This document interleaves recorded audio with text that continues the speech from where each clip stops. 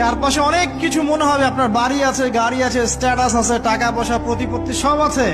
আদতে আপনি একা, আদতে আপনাকে একাই কবরে যাওয়া লাগবে, একাই আল্লাহর সাথে হিসেব নিকাশ দিতে হবে। কেউ নাই সাথে, আমাদের সাথে কেউ নাই। কিন্তু আপনি মনে করছেন যে সেলিব্রিটিজম, বড় আমি পলিটিক্যাল নেতা হয়েছি, আমাকে সবাই চেনে, আমি ইকোনমিক সেক্টরে লিড দেই, রাষ্ট্রকে লিড দেই, আমি ধর্মতাত্ত্বিক ক্ষেত্রে লিড দেই, আমাকে দেখলে মানুষ বাহবা দেয়, ইত্যাদি ইত্যাদি।